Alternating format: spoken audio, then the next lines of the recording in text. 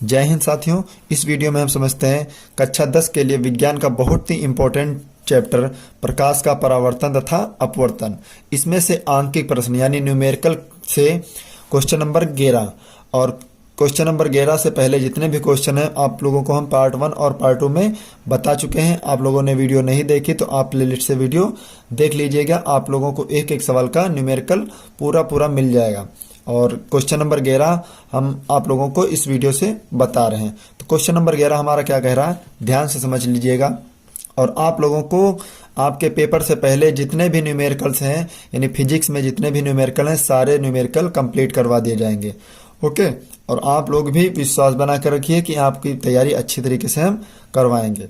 Question हमारा क्या कह रहा है, 30 सेंटीमीटर फोकस दूरी वाले अवतल दर्पण के सामने यानी 30 सेंटीमीटर फोकस दूरी वाले अवतल दर्पण के सामने कोई वस्तु कितनी दूरी पर रखी जाए, यानी कोई वस्तु कितनी दूरी पर रखी जाए कि उसका वास्तविक प्रतिबिंब वस्तु से दोगुने आकार का बने, यानी उसका वास्तविक प्रतिबिंब भी दोगुने आकार का बने।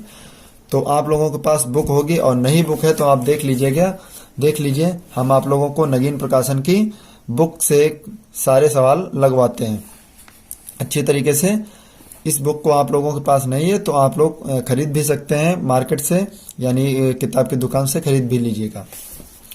और हम उम्मीद करते हैं कि आप लोगों के पास ये किताब होगी ही सबके पास, क्योंकि यही बेस्ट किताब है कक्षा 10 के लिए। तो एक बार क्वेश्चन फिर रिपीट कर लीजिए। 30 सेंटीमीटर फोकस दूरी वाले अवतल दर्पण के सामने कोई वस्तु कितनी दूरी पर रखी जाए कि उसका वास्तविक प्रतिबिंब वस्तु से दोगुने आकार का बने। तो आपको हम क्वेश्चन कॉपी पे हल करके बता रहे हैं। आप लोग अपनी बुक में पढ़िए और हम आप लोगों को कॉपी में बता रहे हैं। क्वेश्चन हमारा क्या है, क्वेश्चन नंबर 11,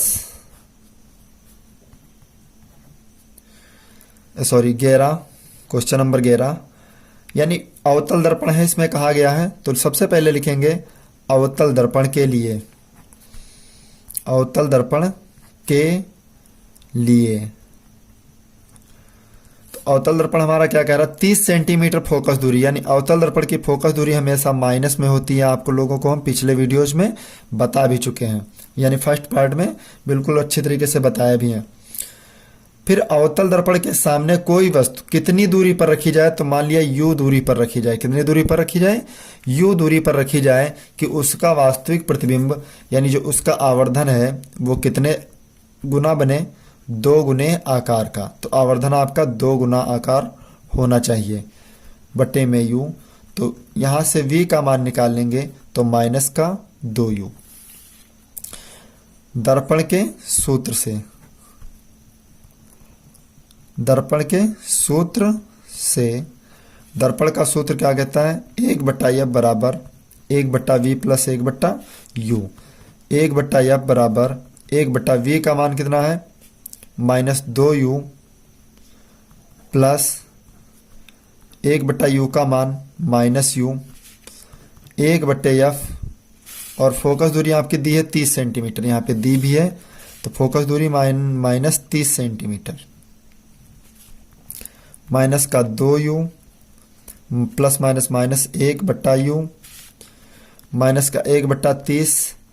1 और यहाँ पे देखिए हर बराबर करेंगे तो क्या हो जाएगा, 2 से हर में गुणा 2 से अंश में, तो माइनस का 1 और 2 1 कम 2 बटे में 2u। तो -1/30 -2 -1 मिलके क्या हो जाएगा, माइनस का 3/2u।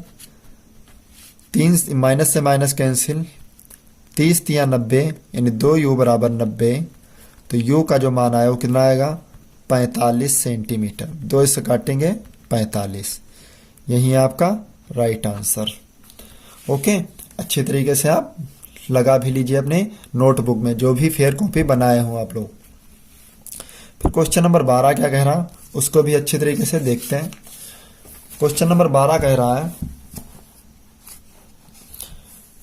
10 सेंटीमीटर फोकस दूरी के अवतल दर्पण के सामने, यानी फोकस दूरी कितनी दी है, 10 सेंटीमीटर अवतल दर्पण के सामने मुख्य अक्ष पर दर्पण के ध्रुव से 15 सेंटीमीटर की दूरी पर 3 सेंटीमीटर ऊंची मोमबत्ती रखी है, प्रतिबिंब की स्थिति व आकार बताना है, यानी ज्ञात कीजिए।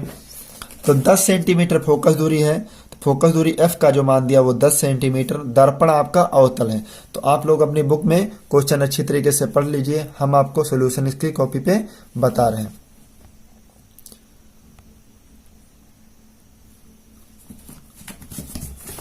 क्वेश्चन नंबर 12,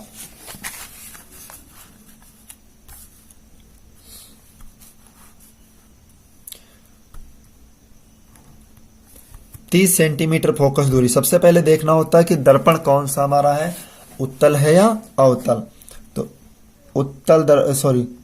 अवतल दर्पण के लिए, अवतल दर्पण के लिए फोकस दूरी f का मान -10 सेंटीमीटर, मुख्य अक्ष के सामने ध्रुव से 15 सेंटीमीटर की दूरी पर, यानी वस्तु की दूरी क्या दी है, -15 सेंटीमीटर। 3 सेंटीमीटर लंबी वस्तु रखी, यानी वस्तु की लंबाई हम आप लोगों को पहले ही वीडियो में बता चुके हैं। वस्तु की लंबाई ओ का मान दिया है 3 सेंटीमीटर। ऊंची मोमबत्ती रखी है। प्रतिबिंब की स्थिति यानी V का मान ज्ञात कीजिए और उसका आकार भी बताना है कि उसका आकार, यानी प्रतिबिंब की स्थिति और प्रतिबिंब का आकार। तो प्रतिबिंब का आकार क्या होता है, I, हम आप लोगों को बता भी चुके हैं। तो आप ध्यान से समझ लीजिए, F का मान दिया, U का मान दिया, लेकिन हमें V का मान ज्ञात करना है। तो लिखेंगे दर्पण के सूत्र से, दर्पण के सूत्र से, दर्पण का सूत्र क्या कहता है हमारा, 1/f बराबर 1/v प्लस 1/u। 1/f का मान -10, v का मान निकालना है, u का मान दिया 1/15, माइनस का 15। तो माइनस का 1/10, 1/v plus minus minus 1/15, minus का 1/15 पक्षांतर करेंगे, प्लस का 1/15। तो 1/v बराबर माइनस का 1/10 और प्लस का 1/15। हर बराबर करेंगे तो 10 की गुणा 3 बार, 10 तियां 30 और 15 दूनी 30। 1/v बराबर 3 एकम 3/30 और 2 एकम 2/30। माइनस का 1/v बराबर 3 से 2 कम हो जाए, कितना बचेगा 1, माइनस का 1/30। तो यानी प्रतिबिंब का मान कितना आया आपका -30 सेंटीमीटर। फिर कहा है हमसे प्रतिबिंब की लंबाई भी ज्ञात करना, प्रतिबिंब की लंबाई। तो हमने आप लोगों को सूत्र पढ़ा है m बराबर -v/u। m का मान और भी पढ़ा है I/O -v/u। I का मान निकालना है, O का मान दिया है कितना आपका 3 सेंटीमीटर, माइनस V का मान आपका दिया 30 और U का मान पहले से दिया 15, माइनस का 15। 15 दूनी 30, यानी I/3 बराबर 2। तो I कम I और 3 दूनी 6 सेंटीमीटर, यानी प्रतिबिंब की लंबाई कितनी आई 6 सेंटीमीटर। अब सवाल ने कहा आकार भी बताना है, तो ध्यान से देखिए, आकार जो आपका बनेगा वो वास्तविक, लेकिन आपको ये पता जब प्रतिबिंब का मान माइनस में आएगा तो चित्र जो भी आपका बनेगा वो वास्तविक बनेगा और दर्पण के सामने बनेगा। कितनी दूरी पर 30 सेंटीमीटर पर।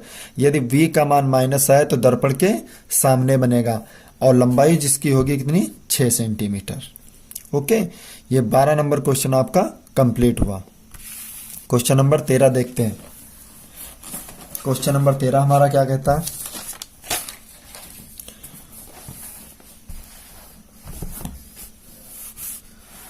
क्वेश्चन नंबर 13 हमारा कह रहा, एक उत्तल दर्पण के सामने 40 सेंटीमीटर की दूरी पर, यानी उत्तल दर्पण के सामने, पहले यहां बात समझ लिए, उत्तल दर्पण की बात की, यहां पे पहले से कहा उत्तल दर्पण। तो उत्तल दर्पण के सामने 40 सेंटीमीटर की दूरी पर बिंदु प्रकाश स्रोत रखा, यानी प्रकाश स्रोत 40 सेंटीमीटर की दूरी पर रखा है। दर्पण की फोकस दूरी 40 सेंटीमीटर, प्रतिबिंब की स्थिति यानी V का मान ज्ञात कीजिए, आरेख भी खींचिए। तो आरेख ज्यादातर आपके एग्जाम में नहीं पूछा जाता, यानी प्रतिबिंब की स्थिति तक ज्यादा पूछा जाता है।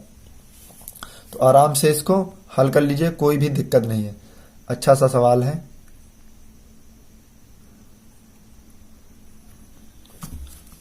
क्वेश्चन नंबर 13 आप अपनी बुक में पढ़िए और हम आपको कॉपी पे बता रहे हैं। क्वेश्चन नंबर 13,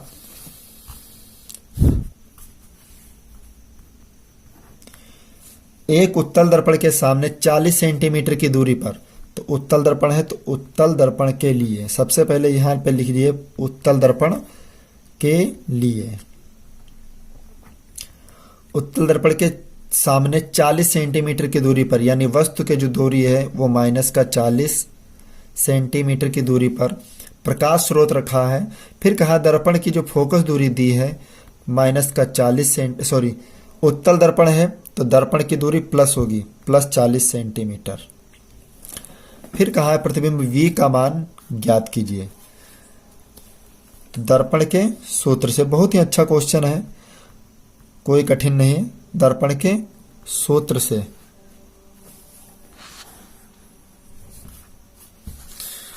दर्पण के सूत्र से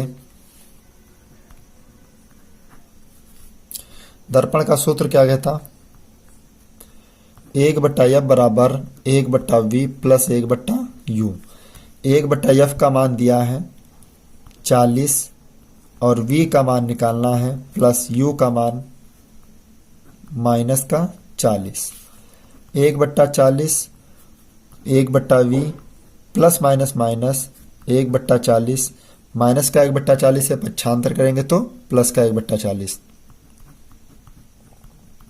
प्लस 1/40 बराबर 1/v, हर बराबर है तो 1 और 1 2, 2/40, 2 से कैंसिल करेंगे तो 2 से कटेगा 2 दूनी 4, 0 लगेगा। तो यानी 1/v का मान 1/20, तो v का मान आपका आया 20 सेंटीमीटर। अब उत्तल दर्पण है तो v का मान प्लस आया, तो क्या लिखेंगे, स्थिति पूछा है तो दर्पण के पीछे v का मान जब प्लस में आएगा तो प्रतिबिंब आपका दर्पण के पीछे बनेगा। देखिए अतः प्रतिबिंब दर्पण के पीछे 20 सेंटीमीटर की दूरी पर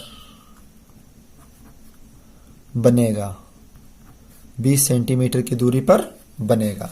यही है आपका राइट आंसर।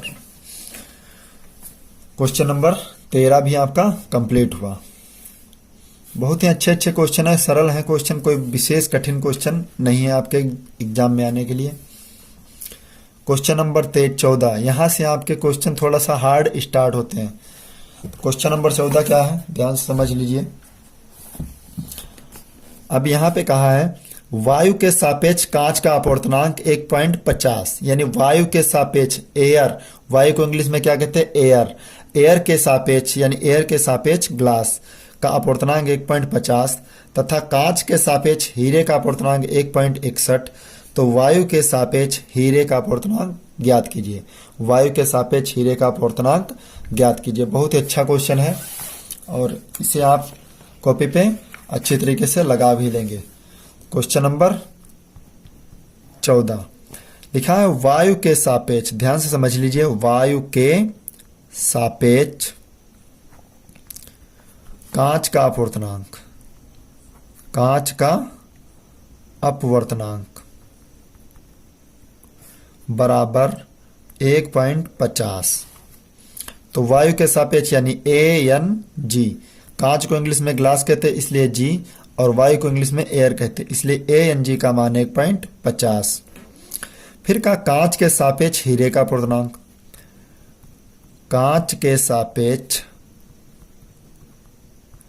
हीरे का अपवर्तनांक, हीरे का अपवर्तनांक 1.61। कांच यानी GN, हीरे का D, GND का मान दिया है 1.61। फिर कहा है वायु के सापेक्ष हीरे का अपवर्तनांक। वायु के सापेक्ष हीरे का अपवर्तनांक, हीरे का अपवर्तनांक बराबर क्वेश्चन मार्क। अब देखिए वायु कहा है ए और हीरा क्या है डी, तो ए एंड डी का मान देखिए ध्यान से, यहां पे जो मल्टीपल हो रही वो क्रॉस मल्टीपल हो रही। ग्लास को छोड़ दिया, यहां पे ए पहले है और यहां पे डी बाद में है, तो यहां पे क्या करना होगा आपको, गुणा ही करना होगा। तो क्या लिखेंगे, ए एन जी गुणे G N D, A N G गुणे जी एन डी। तो ए एन जी का मान 1.50 और जी एन डी का मान 1.61, तो 1.50 और गुणे 1.61, तो उत्तर आपका आएगा 2.41। यही है आपका राइट आंसर। आप अच्छी तरीके से इसका स्क्रीनशॉट ले लीजिएगा। अच्छा सा क्वेश्चन है, थोड़ा सा ट्रिपिकल है, इसलिए आपको स्क्रीनशॉट लेना ही पड़ेगा। नेक्स्ट क्वेश्चन देखते हैं, क्वेश्चन नंबर 15। क्वेश्चन नंबर 15 क्या कहता है हमारा, क्वेश्चन नंबर 15 कह रहा है यदि वायु के सापेक्ष किसी पारदर्शी द्रव का अपवर्तनांक 1.25, यानी वायु के सापेक्ष पारदर्शी द्रव का अपवर्तनांक 1.25 तथा कांच का अपवर्तनांक 1.5 हो तो द्रव के सापेक्ष कांच के अपवर्तनांक की गणना कीजिए। द्रव के सापेक्ष कांच के अपवर्तनांक की गणना कीजिए। बिल्कुल अच्छे तरीके से आप अपने बुक में पढ़ लीजिए, हम आपको आंसर इसका बता रहे हैं। क्वेश्चन ने कहा है वायु के सापेक्ष पारदर्शी द्रव का अपवर्तनांक, यानी वायु के सापेक्ष